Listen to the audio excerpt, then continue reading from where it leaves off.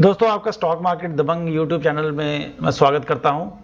जैसा कि आप देख सकते हैं, आज हम बंधन बैंक के स्टॉक एनालिसिस करेंगे। आपको मैं ये बताना चाहूंगा कि ये बंधन बैंक जो है मार्च 2018 में इसकी लिस्टिंग हुई थी और इसकी लिस्टिंग के समय लोगों में बहुत ही उत्साह था और जिन्होंने इस लिस्टिंग में पार्टिसिपेट किया था उनको बहुत ही अच्छा लिस्टिंग गेन्स भी मिला था। लोग इस पे इसलिए उत्साहित थे क्योंकि ये बैंक का जो मेजर बिजनेस था वो माइक्रो लैंडिंग बिजनेस था और उसमें बहुत ही कम रिस्क होता है क्योंकि स्मॉल टिकट लोन दिए जाते हैं और बहुत सारे लोगों को दिए जाते हैं और उसमें से अगर कुछ लोन उसमें से डिफॉल्ट भी करते हैं तो वो बैंक के जो सेहत पे ज्यादा असर नहीं डालता एज कम्पेयर टू दूसरे बैंक जो कि बड़े बड़े टिकट के लोन देते हैं, जैसे कॉर्पोरेट लोन हजारों करोड़ के लोन देते हैं और अगर उनमें से एक भी लोन डिफॉल्ट कर जाता है, जैसे ये यस बैंक में हुआ, जैसे आईडीएफसी बैंक में हुआ, तो वैसी वाली सिचुएशन आने के चांसेस बहुत ही कम हो जाते हैं। तो आगे बढ़ने के लिए हम सबसे पहले इस बैंक का हम जानते हैं कि जून क्वार्टर के रिजल्ट आ चुके हैं, दैट इज जो कि फाइनेंशियल ईयर 2021 का पहला क्वार्टर था। अगर आप देखें तो जून क्वार्टर में इसके जो डिपॉजिट्स हैं वो ईयर ऑन ईयर 35.3% ग्रो किए हैं as compared to last year और क्वार्टर ऑन क्वार्टर पिछले क्वार्टर के बनिस्बत 6.18% से ग्रो किए हैं। लोन पोर्टफोलियो भी इसका ग्रो किया है 17.68% ईयर ऑन ईयर एंड जो कासा है, कासा इसका बहुत ही अच्छा है और आपको ये जानकर हैरानगी होगी कि इसका कासा 47.3% है, ग्रो किया है ईयर ऑन ईयर। और ये जो कासा है इसका बैंक का, ये एचडीएफसी और आईसीआईसीआई बैंक से भी अच्छा है और उसका रीजन सिर्फ वही है कि इनका जो बिजनेस मॉडल जो है वो प्राइमरीली माइक्रो लैंडिंग में है और उसमें छोटे लोन के टिकट दिए जाते हैं और उसमें बहुत अच्छा प्रॉफिट इनको मिलता है। इनका जो कासा रेशियो जैसे दिखाया गया है 37.08% है अगेंस्ट 36.84% क्वार्टर ऑन क्वार्टर। इस बैंक ने 2.13 लाख कस्टमर ऐड किए हैं इस क्वार्टर में। हालांकि अगर आप देखें तो ये एक लॉकडाउन का क्वार्टर था और इनका टोटल कस्टमर बेस अभी 2.03 करोड़ हो गया है। ग्रॉस एनपीए जो है इस बैंक के इस क्वार्टर में कम हुए हैं, जो कि 1.43% आया है एज कम्पेयर टू लास्ट जून में कि 1.7% था और नेट प्रॉफिट भी इसका बहुत ही कम हुआ है 0.48% as compared to last year जब 0.59% है।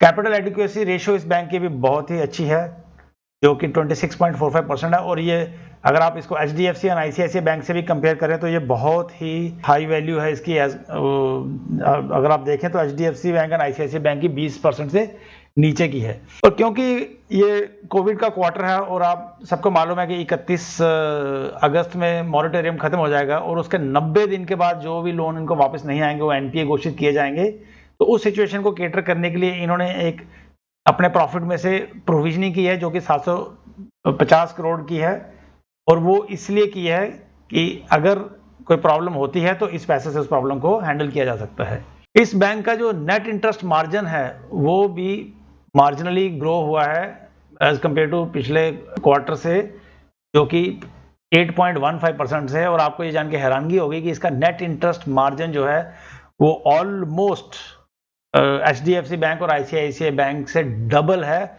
जो कि एक बहुत ही अच्छी बात है।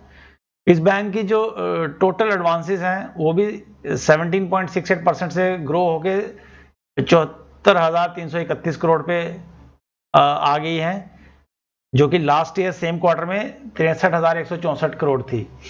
टोटल डिपॉजिट्स भी इंक्रीज हुए हैं बाय 35.3% और बढ़ के हो गई हैं 60,610 करोड़, जो कि लास्ट ईयर सेम क्वार्टर में 44,796 करोड़ थी।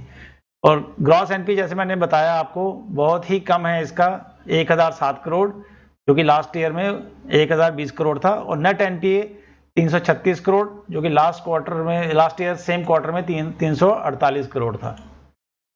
तो हाइलाइट्स क्या है जून क्वार्टर के? हाइलाइट्स ये हैं कि क्योंकि इसका कासा रेशियो बहुत अच्छा है तो इसलिए इसका नेट इंटरेस्ट मार्जिन भी बहुत अच्छा है और वो ग्रो भी हुआ है 14.98% से और बढ़ के 1,811 करोड़ हो गया है, जो एज कंपेयर टू जो लास्ट ईयर में सेम क्वार्टर में इसका 1,575 करोड़ था। नेट इंटरेस्ट इनकम जो है वो भी ग्रो होके 387 करोड़ हो गई है और जो कि लास्ट ईयर सेम क्वार्टर में 331 करोड़ था। ऑपरेटिंग प्रॉफिट जो था वो भी बहुत ही अच्छे तरीके से 16 डेसिबल 81% से बढ़ के 1584 करोड़ हो गया है। लास्ट ईयर सेम क्वार्टर में 1356 करोड़ था। और नेट प्रॉफिट श्रिंक हुआ है बाय 31.59% टू 550 करोड़, जो कि लास्ट ईयर सेम क्वार्टर में 804 करोड़ था। और इसका श्रिंक होने का रीजन सिर्फ एक ही है कि बैंक ने बड़ा ही अच्छा एक प्रोएक्टिव स्टेप लिया है और अपने प्रॉफिट में से, ऑपरेटिंग प्रॉफिट में से उसने 750 करोड़ कोविड की कंटीजेंसीज को कैटर करने के लिए अलग से रख दिया, ताकि आने वाले टाइम में बैंक को प्रॉब्लम ना हो। तो उनके जो मैनेजिंग डायरेक्टर और सीईओ है मिस्टर चंद्रशेखर घोष, उन्होंने बोला है कि उनकी जो कलेक्शंस हैं post unlocking by the government, वो एक अच्छे लेवल पे 76% पे आ गई हैं by June end, as compared to 29% in April, जो अप्रैल में कम हो गई थी। और उन्होंने कहा है कि वो बड़े कॉन्फिडेंट हैं इसमें कि उनका जो बेसिकली ग्रोथ अच्छी तरह से होती रहेगी। और उन्होंने 750 करोड़ जो उन्होंने प्रोविजन किया है उसके बारे में भी बोला है। बैंक के जो आउटलेट हैं वो 30 जून 2020 में है 4,559 हो गए हैं। और नेटवर्क में 1018 ब्रांचेस हैं, 3,541 बैंकिंग यूनिट्स हैं। और लास्ट ईयर के हिसाब से अगर देखें तो अच्छी ग्रोथ है। टोटल नंबर ऑफ एटीएम्स भी उनके 485 हैं। और एम्प्लॉयज भी इस क्वार्टर में इनके बढ़ के 41,563 हो गए हैं। अगर हम इस बैंक, प्राइवेट बैंक को बाकी प्राइवेट बैंक से कंपेयर करें तो हम देखेंगे कि एचडीएफसी बैंक, जो कि वो भी लार्ज कैप बैंक ही है, और बंधन बैंक भी लार्ज कैप बैंक है, तो एचडीएफसी बैंक का पी रेशो 21.61 है। कोटक महिंद्रा बैंक का 29 है, 25 है। एक्सिस बैंक 82 की पी पे है। और बंधन बैंक जो है इतनी अच्छी ग्रोथ दिखाने के बावजूद भी 18 की पी पे घूम रहा है। क्वार्टर रिजल्ट को अगर हम देखें तो बैंक का आपको बाकी तो सब मालूम ही अच्छी तरह से ग्रो हुआ है। और नेट प्रॉफिट जो है वो 8,400 से कम होकर 550 हो गया है, क्योंकि कोविड के लिए उन्होंने 750 करोड़ रुपीस का प्रोविजनिंग किया है। और ईपीएस जो है वो भी हल्का सा कम होके 3.41 आ गया है। ग्रॉस एनपीए, नेट एनपीए जैसे मैंने बताया आपको कम हुआ है। ये जब से बैंक लिस्ट हुआ है पिछले, अगर आप देखें तो 2017 से बैंक का टोटल प्रॉफिट एंड लॉस है। और इसमें आप देख सकते हैं कि 2017 में बैंक का प्रॉफिट 1,112 करोड़ था, जो कि अब ग्रो होके मार्च 2020 में 3,024 करोड़ हो गया है। और इसमें अगर आप देखें तो बैंक ने पिछले 3 साल का जो नेट प्रॉफिट और नेट सेल्स है वो ऑलमोस्ट 40% के रेट पे ग्रो हुआ है, जो कि एक बहुत ही अच्छा ग्रोथ है as compared to other banks available in the market. Reserves भी इस बैंक में 3,351 करोड़ से बढ़ के 13,585 करोड़ हो गए हैं। और इन्वेस्टमेंट्स भी अगर आप देखें कि 5,516 करोड़ से बढ़ के 15,352 करोड़ हो चुके हैं। एसेट्स भी बैंक के 30,236 करोड़ से बढ़ के 91,718 करोड़ हो चुके हैं। आइए अभी हम शेयर होल्डिंग पैटर्न इस जो बैंक का है उसकी बात करते हैं। आप अगर देखें तो टोटल प्रमोटर होल्डिंग 40% है, म्यूचुअल फंड होल्डिंग 4.19% है, डीआई होल्डिंग 13.31% है, फॉरेन इंस्टीट्यूशनल होल्डिंग 27.32% है। अदर पार्टीज जो है including retail players they are holding 19.38।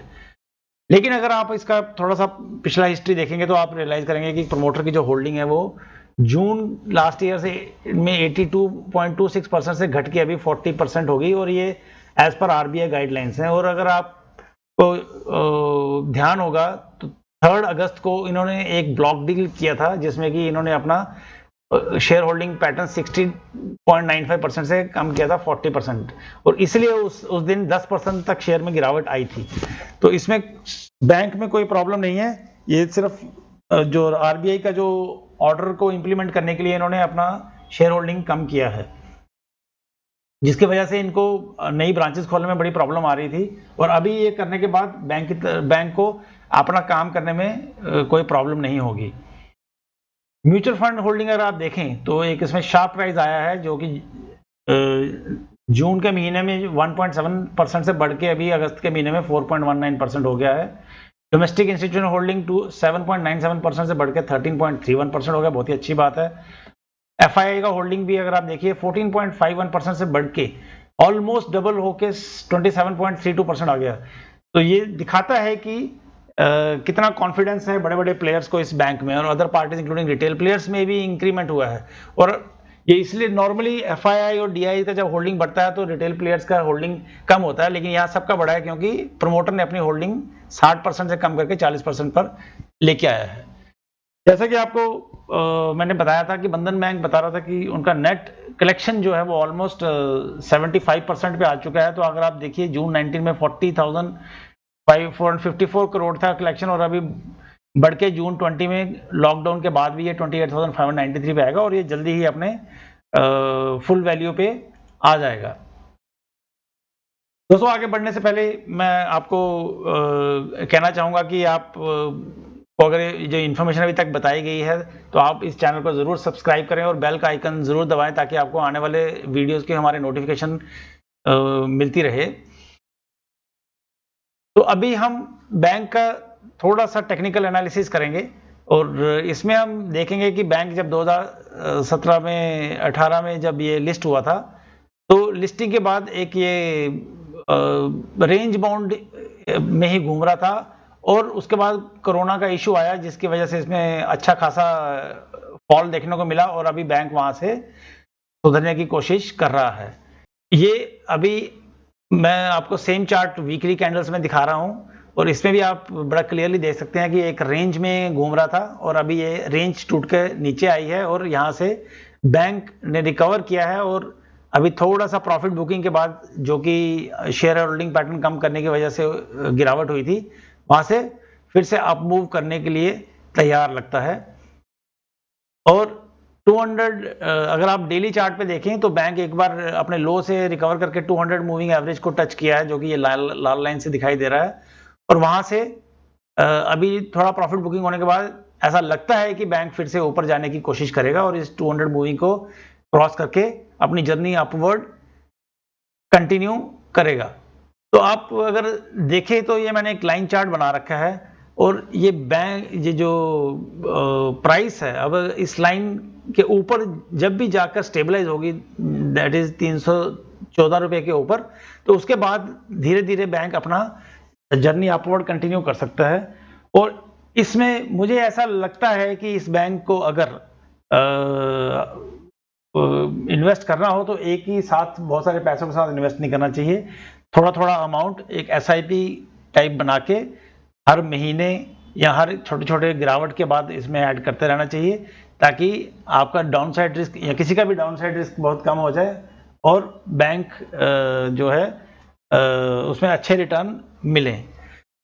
तो दोस्तों इसके साथ ही मैं आप लोगों को थैंक यू बोलना चाहूँगा, और मैं ये कहना चाहूँगा कि ये जो वीडियो है ये सिर्फ और सिर्फ एक एजुकेशनल पर्पज़ के लिए वीडियो है, और हमारा सिर्फ एम ये है कि हम अच्छे अच्छे स्टॉक्स का एनालिसिस करके उनका फंडामेंटल एनालिसिस और टेक्निकल एनालिसिस करके आपके सामने पेश किया जाए, ताकि आप लोग अगर इन्वेस्ट करना चाहते हैं तो आप अपने फाइनेंशियल एडवाइजर से बात करके उनसे सलाह मशवरा करके अगर आपको ये अच्छा लगता है तो आप इसमें इन्वेस्ट कर सकें। और आने वाले समय में भी हम आपके लिए ऐसे अच्छे अच्छे वीडियो लेके आते रहेंगे, और मैं आपको एक बार फिर से रिक्वेस्ट करूंगा कि please subscribe to our channel and press the bell icon ताकि आपको आने वाले वीडियोस के नोटिफिकेशन मिलते रहें।